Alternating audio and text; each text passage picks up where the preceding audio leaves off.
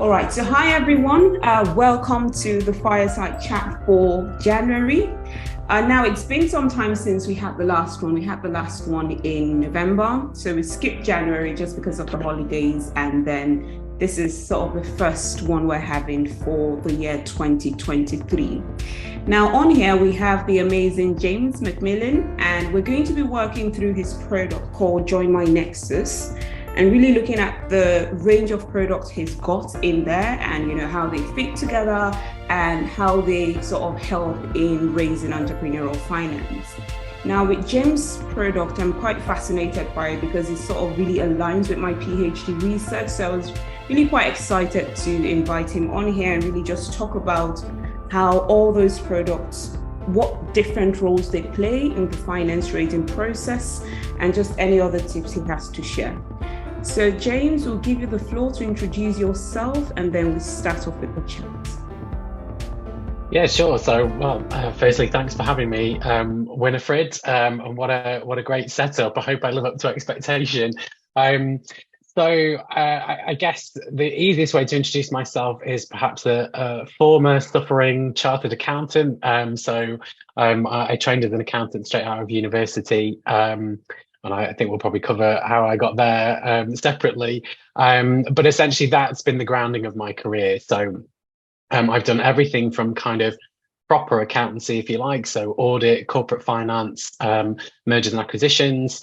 And then I went out into industry, and I found myself doing all sorts of jobs, everything from kind of product and program management through to HR, kind of senior management within a FTSE 50, all sorts. And eventually I settled as a business consultant, bringing all that expertise together for SMEs. And with a former contact of mine, actually, someone who I met very early in my career, I set up myNexus. And myNexus is really where the breadth of my career is at the moment, in addition to a couple of sort of non-exec roles that I do on the side. But mainly myNexus is all about helping early stage entrepreneurs, and particularly with a kind of angle on how do we help break systemic problems around getting finance into the right entrepreneurs and the right businesses. Okay, fantastic. I think you've touched upon some of the areas of our conversation already, but just before we jump into that, just so that it's a fireside chat, please pop your questions in the chat as we go. We do have a range of audience, people here. We have people in the States.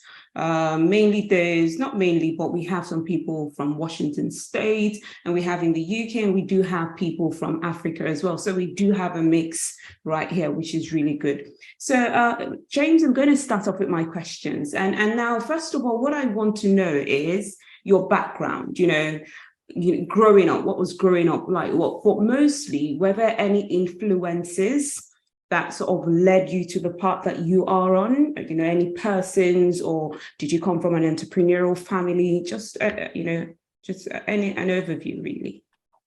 Yeah, of course. And I love this question, actually, because I am a big believer in that we're all, a product of our upbringing almost. And those things really do shape us. And if I ever give a career talk, whether it's to university students, I always bring that in, that personal aspect of this is kind of what makes me. And so that's how I've ended up doing the things that I have.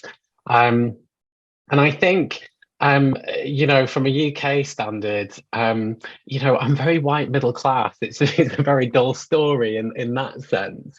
But I think the things that have shaped me through my career and how I've sort of ended up where I am, the running theme is sort of doing things by accident almost. So I was very fortunate that I'm a bit of an academic. I always did very well at school. And from that point of view, I didn't really ever have any designs on what I wanted to do. So I kind of got to choosing my university degree. And I was just kind of told, well, pick something you like. And I thought, I'm not sure I know what I like, because I've just been sort of groomed to just give it 100%. So I settled on biology. I actually started out my university career doing genetics, which is probably a bit of a surprise considering I ended up in accountancy. I did about a term and I thought, I'm not sure I'm into this. It's interesting. The theory is good. I can do it.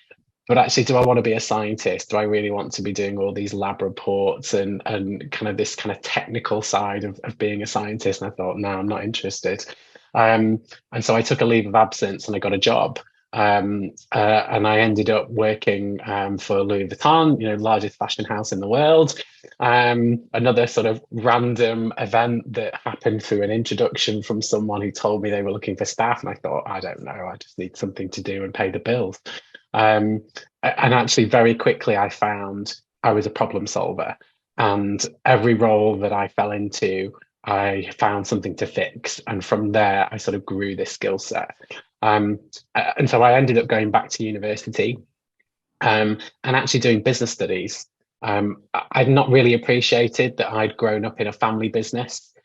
We had caravan parks. So again, completely random, very exotic sounding fact. But I'd worked since I was sort of 13, 14 years old, and I'd never really appreciated that perhaps I might be an entrepreneur, but business made sense. And I completed my degree and again, didn't really know what to do. And a friend of mine said, have you thought about accountancy? And I thought it sounded rubbish and it was probably on my do not do list. But this person wasn't really very accounting-y either. And they recommended a couple of firms and I sort of applied for the jobs on a whim and then found myself on a pathway to qualifying as an accountant. And actually, it's the 10-year anniversary, so I'm now a fellow.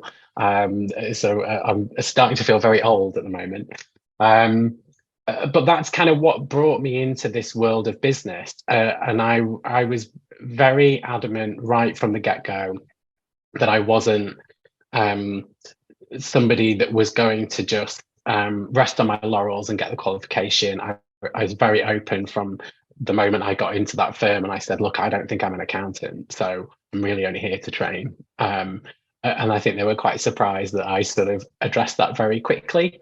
And I think for me, that influence had come from just wanting to be the best. This idea of being drilled to just give everything 100%, even if perhaps it's not something you enjoy. I could understand perhaps that this 3-year journey, this pathway to qualification might get me somewhere. So whilst it might not be something I was completely going to be in love with, it was probably going to be very useful and perhaps was going to open lots of doors for me. And that's kind of where I started. And actually at that time, I sort of had a very big life event, and I realized I was gay, and that actually a lot of the things that were driving me were perhaps related to that I felt like I needed to overperform, or I needed to achieve something. And so once I started my career, I became very aware actually that I was perhaps driven or driving towards achievement or success, and I wasn't necessarily sure what that meant. So I spent a number of years actually in the early part of my career really kind of picking that apart and saying, what is it I like? Why do I sort of enjoy this? Because on the one hand, I was never really an accountant, but on the other hand, I really enjoyed the problem solving, the working things out, the analyzing information. And that was really the jump off point for my career, really. That's where I started to really feel and understand why I was perhaps good at what I was good at, and where my true skill set lay.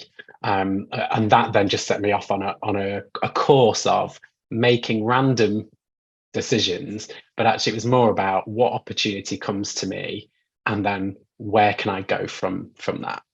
And that's what led me to myNexus, because it really has been a situation of, firms get bought out or integrated. So my accountancy firm, became the target of an acquisition and a merger, and they were going through some change. And that was the right time for me in my career then to say, okay, well, I'm going to go and do something different. And I ended up in telecoms, and then I ended up in HR, and then I ended up setting up my consultancy. So these little opportunities kept cropping up. And I got to that point then where I thought, well, I understand my skills. I know what I'm capable of.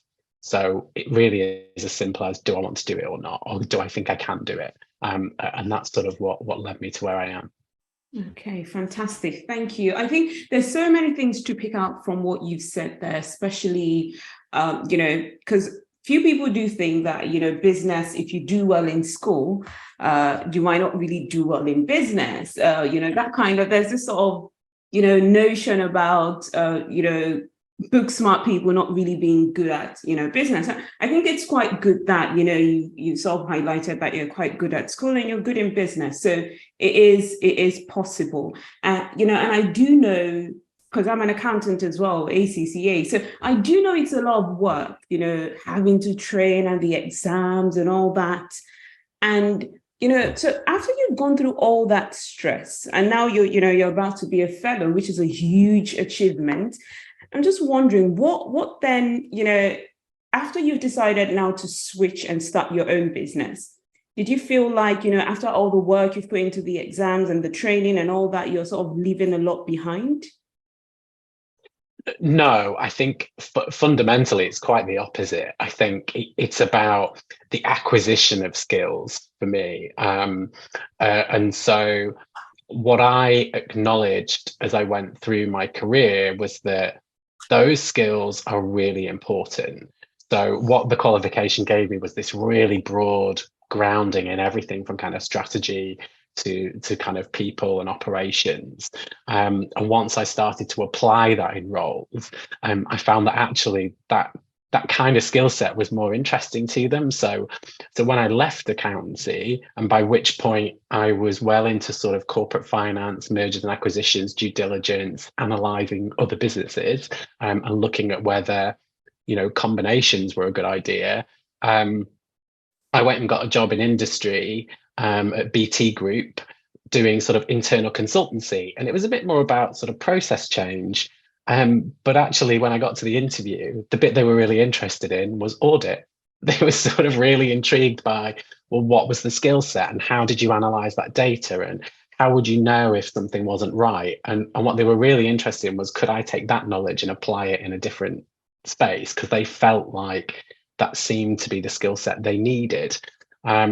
And so that kind of became very apparent to me then, that as I've gone through different roles, all of those skills are useful. And actually, the more I can collect, the more rounded I am and a better performer I am, I suppose, in those roles, because I'm able to think not just in my own domain and dimension, but I can appreciate where my colleagues are coming from, what the other demands of the business might be outside of my sphere and what I'm trying to influence. So it then, it's probably, no surprise then that I've ended up as a CEO, because I'm sort of sitting above the whole thing and being able to understand and appreciate all those aspects, but not necessarily deliver all of them, being responsible for my area.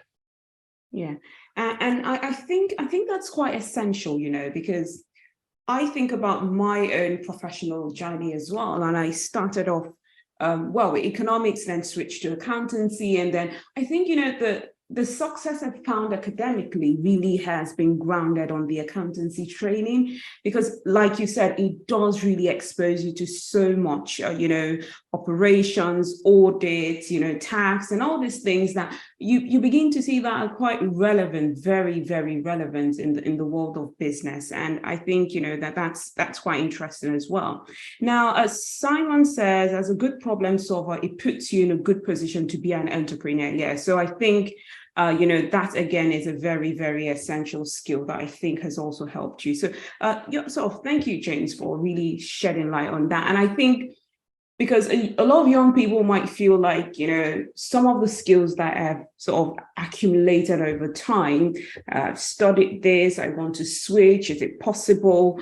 But from what you've said, I think the key thing there is just understanding that it's the skills you gather, you're always thinking about how can I apply it in a different scenario, because that's the most important thing. Yeah. Okay. So now moving on to the next question, I think now we're going to jump into investment, sort of raising investment for your business. Now, one thing that, Simon, Tim, and we always talk about is a lot of businesses start today. And, the next thing that they're interested in is, I want to raise finance. I want to raise finance. I want to raise finance. And the question really is, when is the good time to raise finance? Now we're looking at external finance. As you start a business, at what point do you begin to consider, okay, maybe now I should start taking some external finance?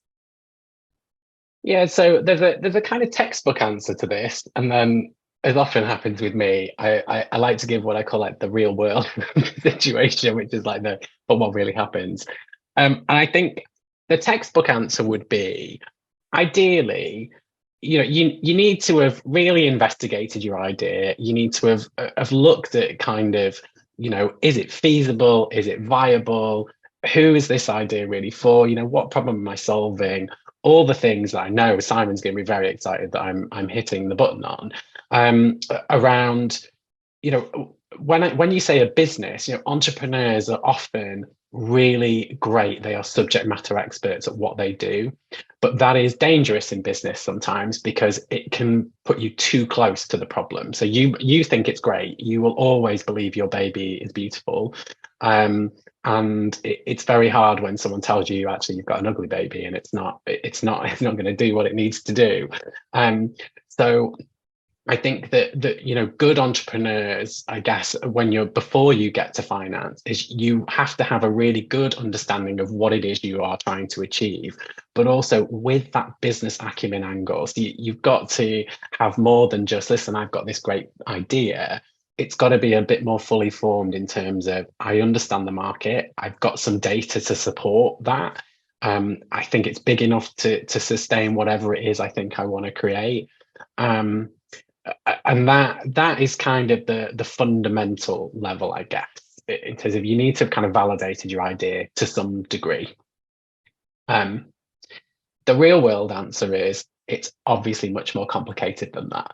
And it also depends on what type of business you've got and really what your ambitions are as well, because different investors want different things. Ultimately, all investors want a return. So depending on the type of investor you go for, they want a certain type, size, shape of business and or industry and or market. That's very hard to pin down in this is the right time for you kind of way. But I guess the analogy we've always used at myNexus is it's a little bit like dating or trying to get into a relationship. Everybody's got their tick list of wants and desires, and what you're trying to do is find compatibility. So if you treat it in that way, that you're trying to build a relationship with your investor, really, the right time to raise investment or to think about talking about investment is when you're looking down the barrel of a plan, I guess, where you need to finance it somehow, and therefore you have an investment need. Where entrepreneurs often go too early or they're not sure is they get as far as the idea and they think they want it to be massive, therefore I need money. Actually, you need to have got some reasonable forecasts in what you think you can make of that business before it needs investment. If all you're really doing is going and asking other people for their cash to do your idea, that's a much harder sell and is rare, almost to the point of it being what I would call a hen's tooth. They don't really exist. So you've got to think more broadly than that. Yeah, great. Thank you. I think that really touches upon, a lot of things that I consider as well, because, when you've said you have to really think to yourself, is it going to work? Is it something that has legs and can stand? And I think that really just touches upon validation, that Simon goes on about, which is extremely important, asking yourself, because again, if you're not going to put something in, well, whatever it is you're going to put in, if you're not sure, if you've not validated the idea, you're not sure it works, and you're just really, really obsessed with it. Sometimes, in most cases, it's not going to work. And, you're going to take people's money and then put it in something that has not been tested. Most likely, they wouldn't even give you the money, because you see some people do get frustrated in that, when they get to that phase, I've gone, spoken. I saw this sometime. I saw the comment where this person was saying, they've gone to so many investors, they've been searching for months and months and months, and no one is really interested it's very difficult to find an investor. And in most cases, it will be maybe because you've not validated the idea very well, or the investors are not confident in what you have. So, thank you for sort of shedding light on that. Now, going on to Join myNexus. Now, on Join myNexus, there's a range of products. There's the ESI that looks at skills assessment. There's the Investrina that looks at matching entrepreneurs with potential investors. There is the Frisk. Frisk sort of gives you an overview of what your business processes and structures are like. And there's the Startup Vital. So I've spent a bit of time on your platform, James, and I do all know all what they're about. So what Startup Vital does is that it gives you an idea of these accelerators and incubators that are around you, which I think is very, very helpful, very extremely helpful.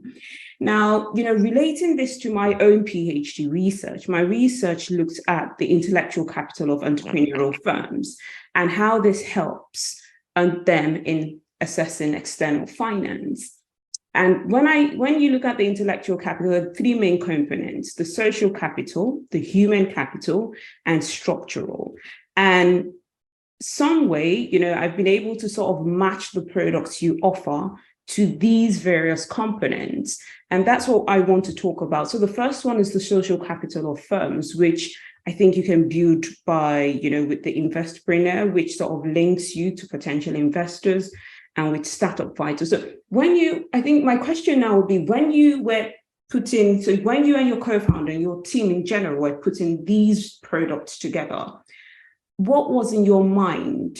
How did you come up with these potential products? How did the link come about?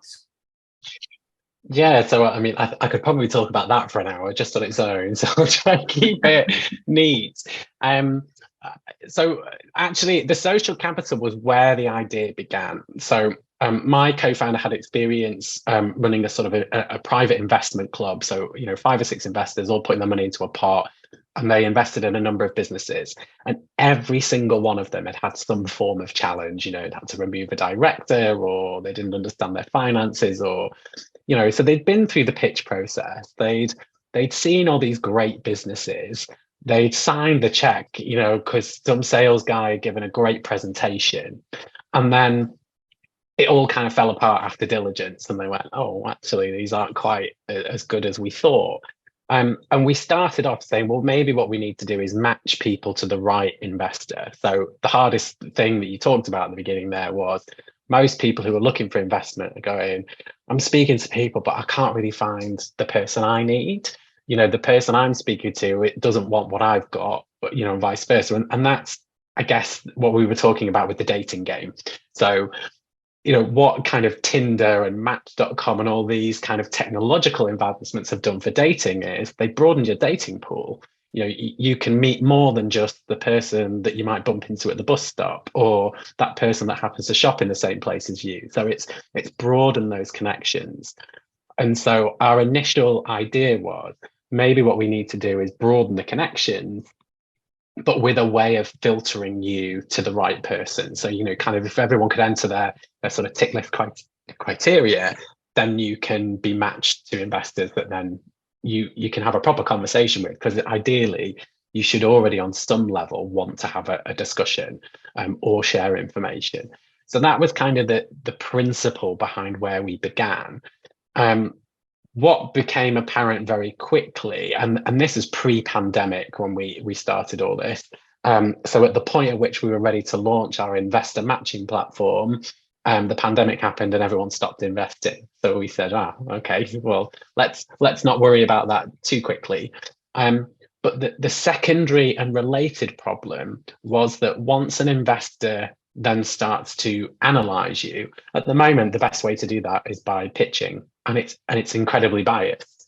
So there's loads of research I could talk about, till the cows come home, really, about how biased, investors can be. It doesn't matter if they're a male or a female investor; they're just as biased, in the same ways.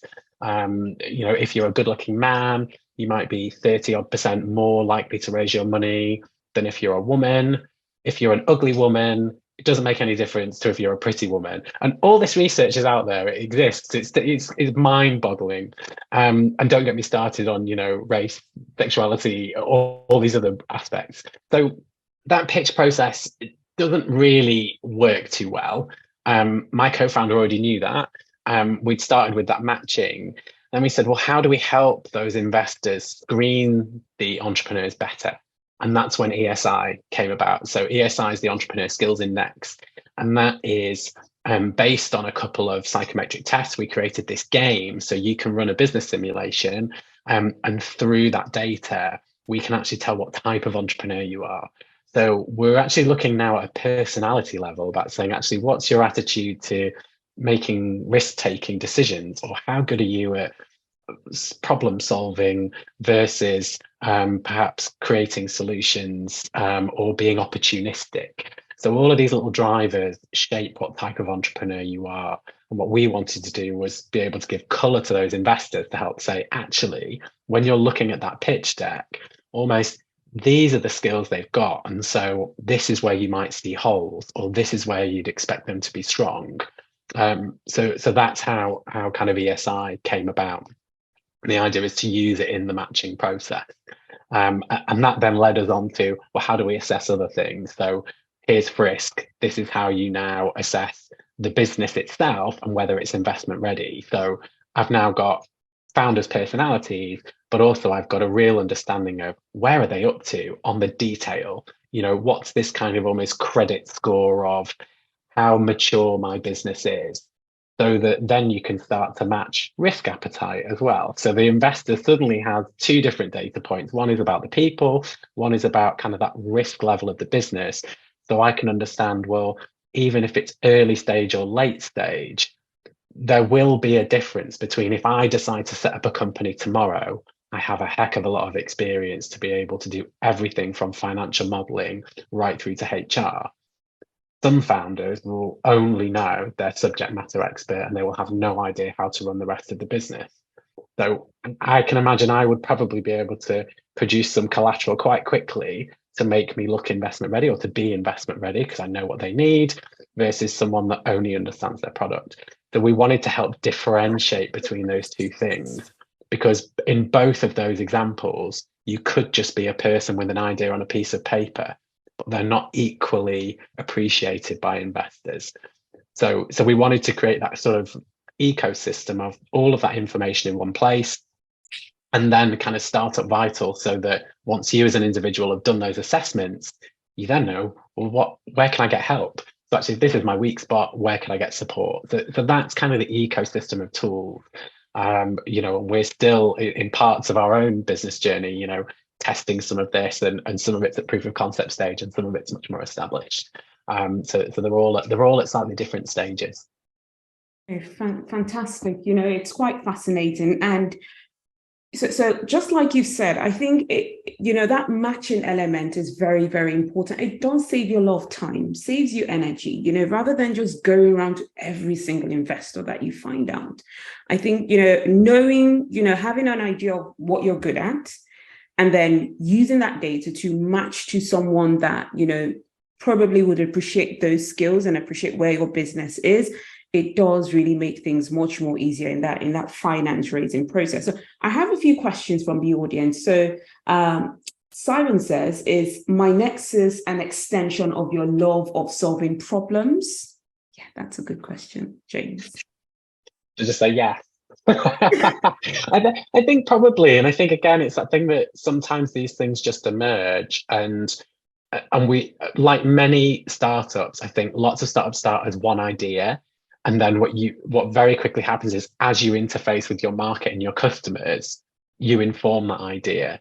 So the iteration we have of myNexus now, 2.0, 3.0, I'm not sure where we're up to, is vastly different from that very first slide deck we produced. And on one hand, it's still the same problem, and it's still the same issues. All that it is in terms of the finesse and that detail, it's got bigger.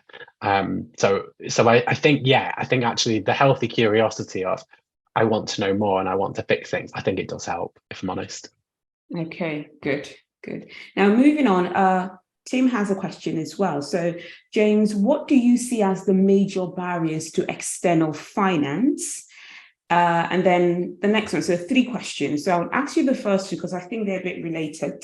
So what do you see as the major barriers? And then the next says, what are the solutions to overcome these barriers? Oh, the $64 million question, really.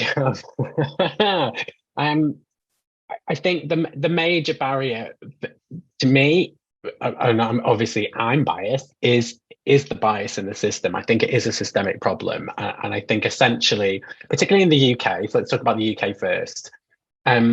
You've got a couple of things happening: aging demographic.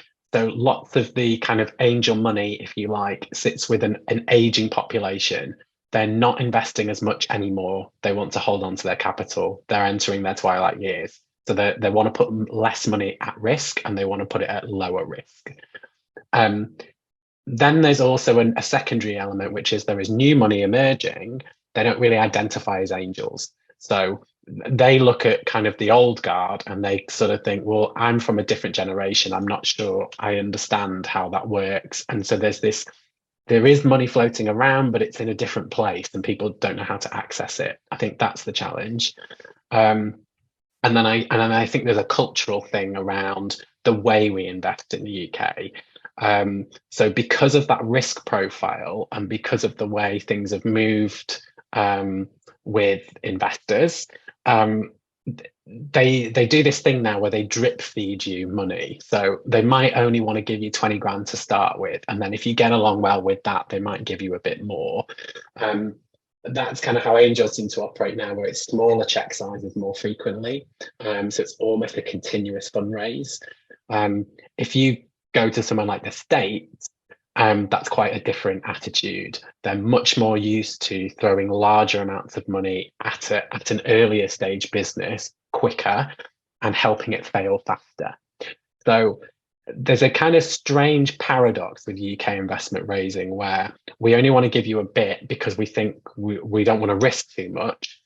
But actually that kind of feeds the fire, because if I don't give you enough, I also restrict you and it's very difficult for you to progress. And I think in the UK, that's because they don't rate perhaps a lot of the entrepreneurs, or they think they're great ideas people, but they're not sure about the business savvy.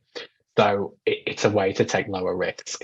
I think the barriers and how we get over them, that's difficult. I mean, obviously, that's kind of why myNexus was created. It's to get around this issue and it's to help match the right people to the right information. And I think fundamentally at the moment, this industry is still very old-fashioned in the UK. It's still manual. It's still about introductions. Years ago, we got into interviewing for businesses in a different way. We stopped looking at your qualifications. We stopped looking at certain universities. We realized that actually diversity is a big win and that process can screen it out. Investors haven't quite got there yet. So this is an industry I think is ripe for kind of technological evolution. A lot of the tools that are out there are created. You talk about AI, machine learning. What they're trying to do is give the investor a perfect return. There is no such thing in the startup world. There are too many factors, and there are actually people out there who I know at the moment who are trying to create an AI machine learning solution where it can scrape all of your data, and I mean everything from your social media to your finances, and it will predict whether you will be a successful entrepreneur or whether your business will fail in 5 years or 10. So it does like market modeling and all sorts. I think it's nuts. I think that if you create that kind of monster, you're going to do what it tells you to do. And actually, no one can predict the future. It's not real. So unfortunately, it comes down to judgment. And there are many businesses that have hugely successful founders at the helm, are great people, have had successful businesses before, they get all the funding they need, and that business will die because something in the world will change. something outside everyone's control will happen that no one could foresee and no one could mitigate against. Something like a pandemic event, people will say, "Wow, it's 1 in 100 years." Gosh, there's lots of it happening now. The world has become an unstable place, if you like, or as I like to call it, predictably unpredictable now. I think that that's the new norm, that change is now happening on such a vast scale at such a rate. These things are going to happen all the time. So I think the challenge for investors now is, how do you pick a winner, or how do you stop yourself falling into the trap of doing what's always been done? Because actually the world is moving on at a rate of knots now, that no one's ever seen before. Great. Thank you. And I think, picking on some of the things you said. So in terms of staging, where, investors are given smaller amounts, especially in the UK, given smaller amounts, intermittently, to just see whether, how entrepreneurs will use the money. And you sort of said it doesn't really give entrepreneurs the flexibility that they need to grow. Because sometimes you might need a, huge, I think sometimes the bulk money does make a huge difference. But then if you compare it to the States, like you've said, where the bulk money is given, or then entrepreneurs fail faster. What do you think is the golden line there? What's the middle ground? How do you think, so maybe, should there be an average of an amount that is given, maybe more frequently or something? How should that problem be addressed then?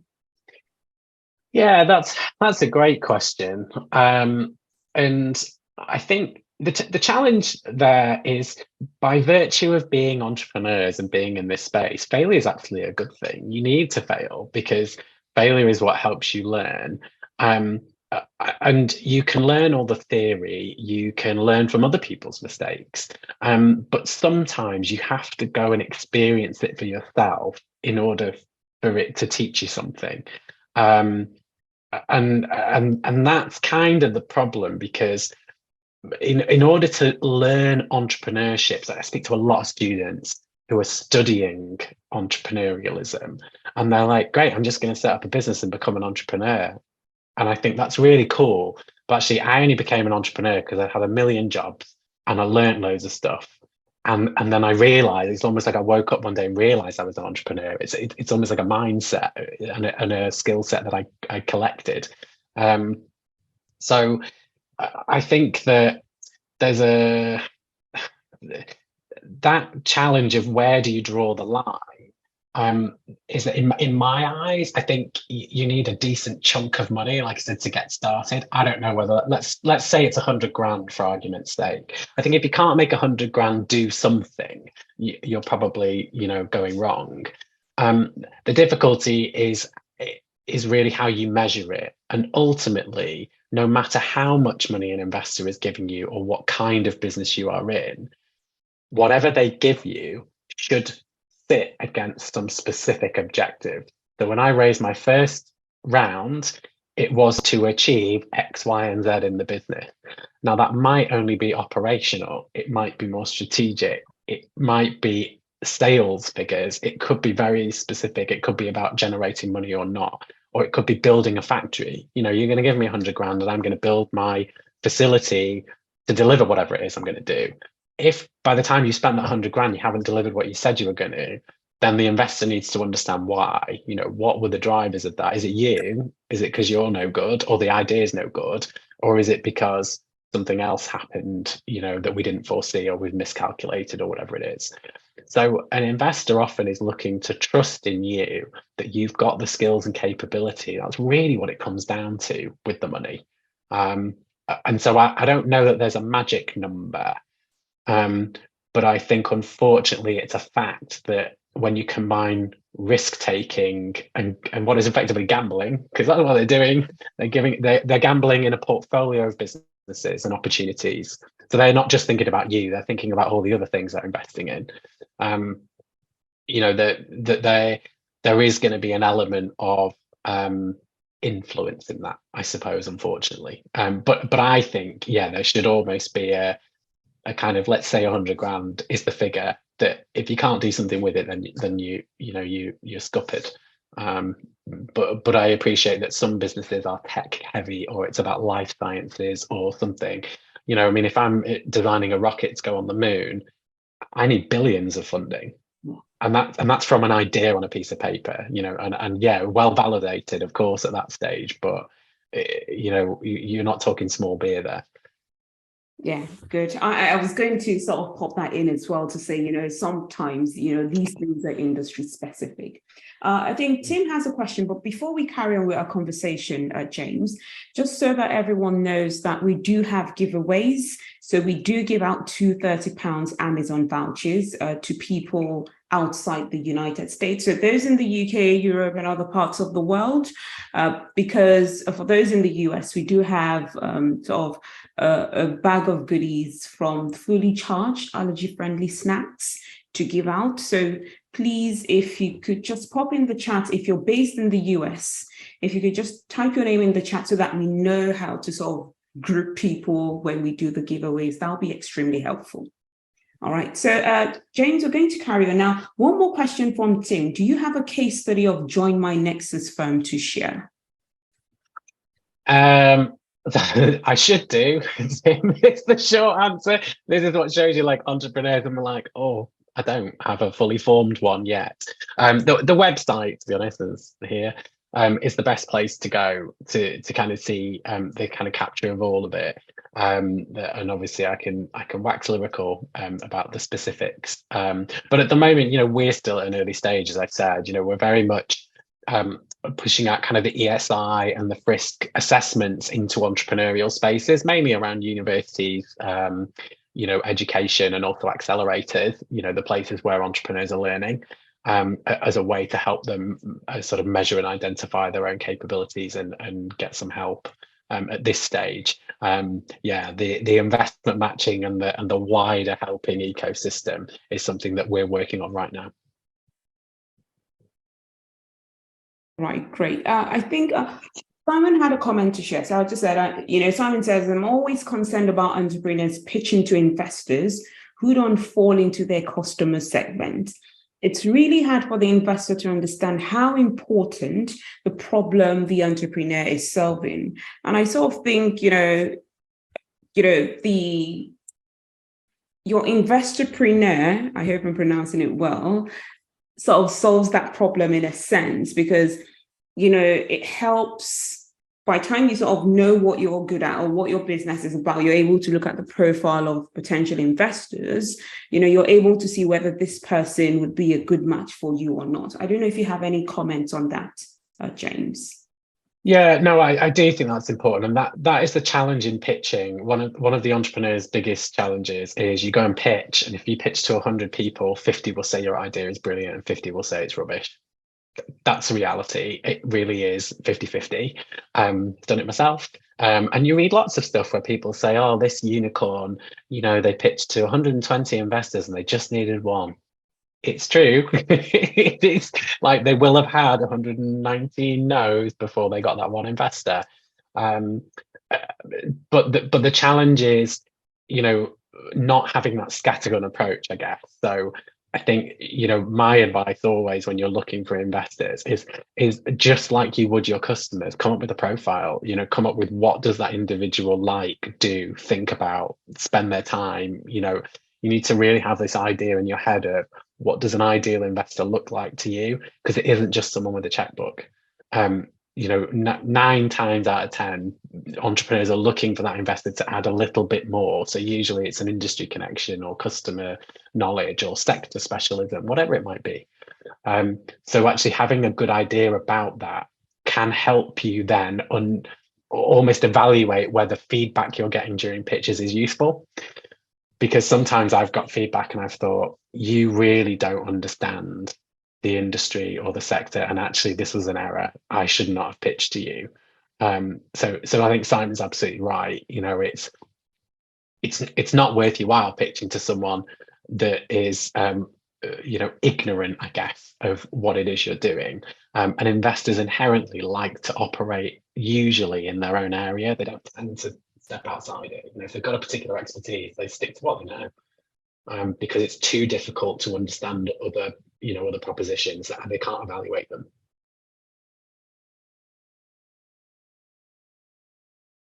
Great. I listened to one of your podcasts and you sort of mentioned this, sort of looking for smart investors. And I think what you're alluding to there is making sure that, they share the same interest as you do, because that has solved sort of maybe 60 to 70% of the problem, and making sure that they can contribute. Because to be honest, a lot of times it's not just the cash, it's not just the money. It is extremely important. I mean, cash is king, but some introductions can really change the trajectory of the business. Some advice or mentorship can really, really help you, especially when you're going through sort of difficult stages. So, those things are equally important. It's not just the money you're looking for, you're also looking at the characteristics and making sure, that matches. I have another question from James Staton in California, and he says, what time frame should your projections cover if you're making projections for your business? So I would say a bare minimum is 12 months. You should always have a kind of a rolling 12 months in mind, really, of kind of going, this is what I think the next year looks like in terms of what I'm planning to achieve. If you're going for investment, ideally you want to have at least 3 years. No one's saying that year 3 is going to be perfect or a crystal ball. What an investor is looking for, I guess, is that you have the skills and understanding to explain and walk through those projections. What they're really interested in is, what are the assumptions you've come up with? When you've said, I'm going to grow sales by 20%, what's that based on? How many users is that, or how many customers, or how many widgets have you got to create, and do the numbers make sense? Have you thought through them, or have you just whacked a 3-year forecast down and actually it's complete nonsense? So what they're looking for in the forecasts often is, it's just another data point by which to validate, I guess, your business acumen. Do you understand the cost and revenue and how it works and how you're going to make a profit or not? What and why you're not going to make a profit if you're not going to make a profit. Okay, fantastic. Thank you. Thank you for that. Now, as we begin to round up our conversation, now, when you think about Startup Vital, which is, trying to connect you with incubators and accelerators around you, and I think just walking through, so when you look at, if you join or register with Join myNexus, you have a range of products that you can assess. So the first one is a skills assessment platform where you sort of, by playing games, you see what kind of skills that you're really good at. The next one is Investorinaire, which sort of matches you to potential investors in the area, or sort of investors that, you think that would work better with you.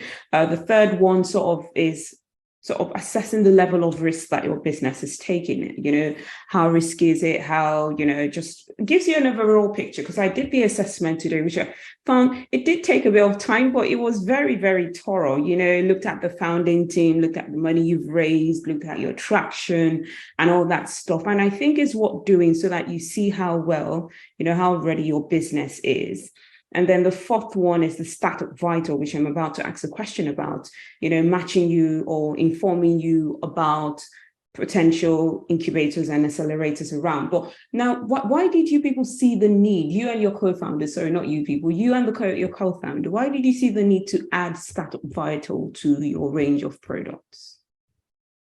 Well, I think for us, Startup Vitals completes the circle, if you like. So for any given entrepreneur who may not be listening to this, if you understand what your personality is, what your skill set is about, and your capability and your potential, and you understand kind of where your business is up to, how ready am I? How much work have I got to do? How advanced, or mature is my setup?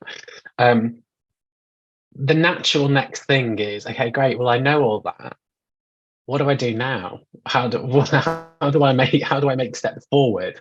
Because as much as we can use it to explain and educate and help people to understand what they have, what it doesn't do is close the gap necessarily. That's down to the individual, who then the normal question is, okay, what do I need next? And part of the thing with our ecosystem is each one of those products in essence is an entry point. And I would say 90% of people who find myNexus, who are entrepreneurs, find us because they're looking for money. What we then do, I suppose, is point them then to these assessments by virtue of, because they're looking for money, we say, we'll go and do these assessments. And then what happens is they have their eyes open and they go, oh, right, actually, I've got work to do. I didn't realize that. I thought I was just going to be able to get some money, and perhaps I'm not where I thought I would be. So the next natural question is, oh, well, what do I do now? So that's what Startup Vitals is really for. It's to help people say, well, actually, if you really want good help, go and get the support of an accelerator. Bo Hurst did some great research about, what are the top markers of high growth businesses. One of those 8 is that if you've attended an accelerator or an incubator, you're more likely basically to make a success of yourself. And it's not rocket science, is it? It's like, well, you're just being taught loads of stuff, so you get the benefit of all that expertise and stuff that would maybe be completely unknown to you. How do you know what to ask for if you don't know what you don't know? That's the challenge for entrepreneurs. So Startup Vitals was really designed so that you could go and mine information, and I don't mind sharing that. The future plan is that when you've done your kind of risk assessment and we've gone down, look, this is where your risk rating is. Actually, it should point you to specific areas of Startup Vitals where we can say, actually, what you need is this based on your answers. And we have, these 3 partners that work in your region. So actually what we're trying to do is also help to get investment out of London, and into the regions, which is where people want, the help and support. There's a big government drive for that, really. And we'd like to see that kind of, I don't like to use the word leveling up because I think it's horrible. Sharing the wealth, perhaps, and getting a fair crack of the whip. So that's what Startup Vitals is really about. Right, great. Thanks for that, because there's still quite a lot of entrepreneurs that do not, know about accelerators, incubators, the whole point of joining them. Why should I do that? All that. So it's really good that you sort of shed light on, the process of assessing your skills, seeing where you are, and then, when you feel like, I don't think I'm ready for finance, then maybe you should join an incubator. And it does really help out, when you do those things. I think also, so now that as we sort of drop to a close, now with the data that is gathered on the entrepreneur that is trying to raise finance, and in your experience so far of running the business, I think you started 2019 or 2020, so there's a bit of experience so far. Do you think data is solving the bias problem? Now, do you think the more information you have about the entrepreneur, the more that you know their interest, where they are and all that, do you think it's solving the problems of, say, gender, race, sexuality, all these other biases that are just, come natural to us as human beings? Yeah, ultimately, that's one of our core founding principles, essentially, is that with the right data, we could help to reduce that bias.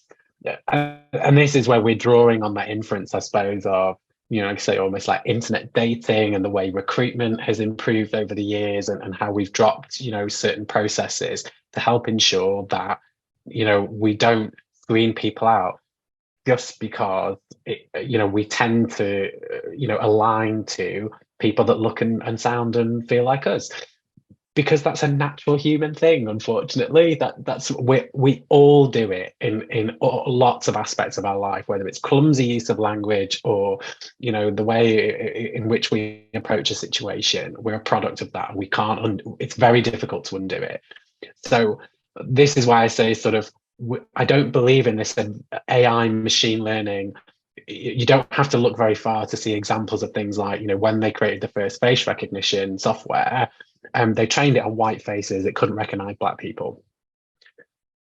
Completely, when you realize that's what they've done, you think, well, that's fundamental. Like, how could you not have known that? And I can see the same issue in investment and the way they're trying to build data-driven tools. If you feed it rubbish information, it will spit rubbish back out at you. And I think that at the moment, the system is a lot of rubbish information. So what we're trying to do is use enough data, I guess, to help with that matching, so that by the time you have the conversation, you have already stepped over some of that bias. Whereas previously, if you'd have emailed someone and had a cold kind of introduction, they might have looked at your name on your email and said, that's not white enough for me, or that's too female a name for me to invest in, or whatever it might be. And these are micro decisions that people don't even realize they're making, but it all counts. So what we wanted to do was create a technology solution where we step beyond that, where the matching is done at a level that allows you to get past it. Because by the time you get together, it's already an interesting opportunity to you. So you're over that hurdle. It's not going to eliminate it, but it will reduce it. And to us, that's the first step. We've got to use data more efficiently and more effectively in this space. Great, thank you. And I think it's, sorry, before I carry on, just so that we know, if you are based in the US, if you could put your name in the chat, that's really what I meant to say, because we have two different sets of giveaways. The Amazon vouchers are for those outside of the States, and the snacks are for those in the US. So we do have two separate sets of giveaways. So if you're based in the US, so far I have three names: James, Lauren, and Kiston. So if you're based in the USA, if you could put your name in the chat, that would be very helpful, so we know where to put you. Yeah, well, thank you, James. I think it's quite important what you said, that some of these problems come naturally to us. I wouldn't say it's problems. The biases are just, they're natural. And even as a Black person, it's something that I'm conscious of. It's a natural thing. It does create problems, but we should always just know that it's natural as well. So trying to totally eradicate something that is natural is impossible. But yes, we can minimize it. And I'm really, really glad that, Join myNexus is trying to sort of make that happen.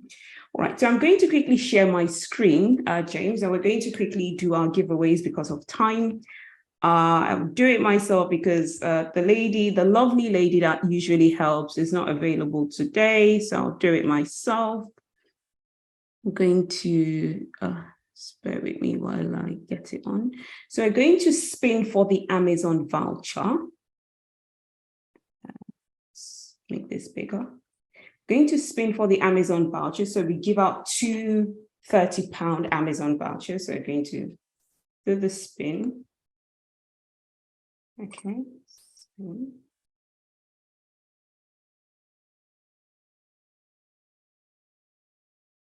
Okay, so we have Zach.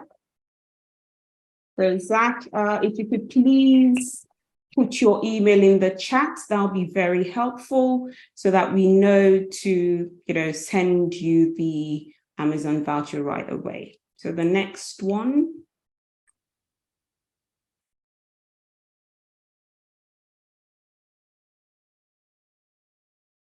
Yeah, so Judy, so you've won the £30 Amazon voucher.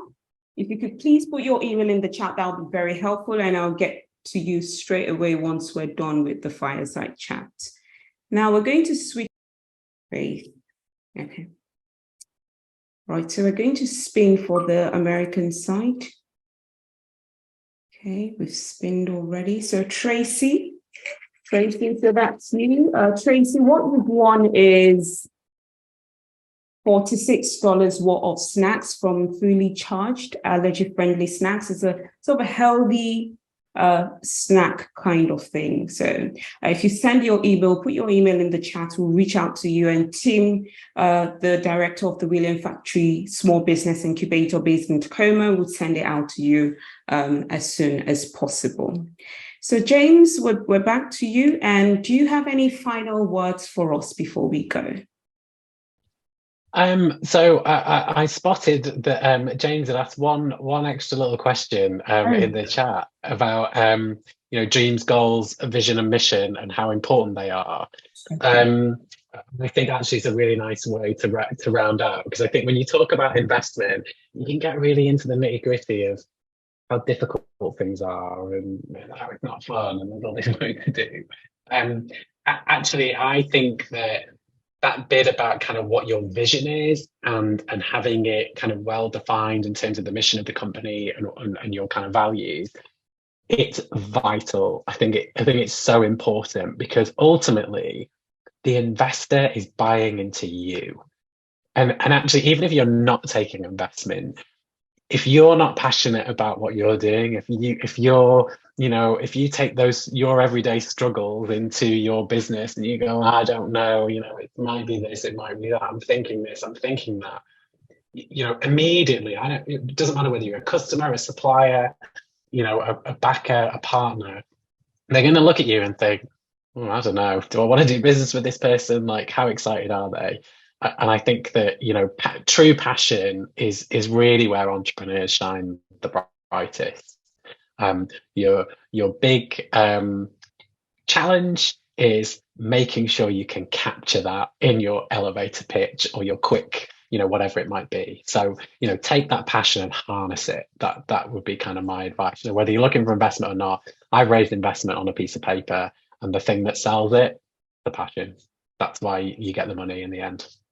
Okay, great. And I think, just touching on that, when I listened to your the presentation you made at the last year's Founders Festival at ARE London, I know that your first investment was for 150K. Am I correct, if I remember well? Yeah, correct. Well remembered. Yes, I remembered. So I think it stood out. So yeah, just like James has said, it's all about really communicating your passion, and it does make a difference, because it worked for James and he got 150K. But again, it wasn't like magic. The business was good. All the stars aligned for join myNexus. So thank you very much, James, for taking out time to join us. Just before we go, Zach, please could you put your email? Thank you, Zach. I have your email. I'll get across to you. But James, thank you very much for taking out time today to come.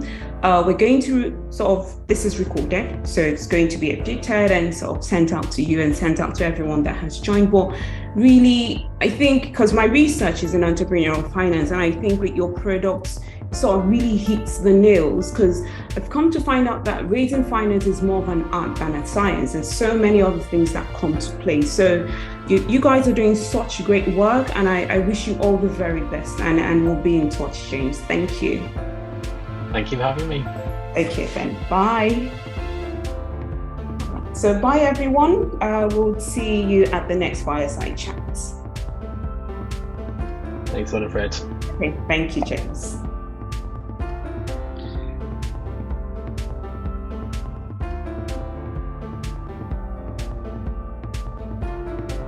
We'll be ending the Fireside Chat now. So bye, everyone.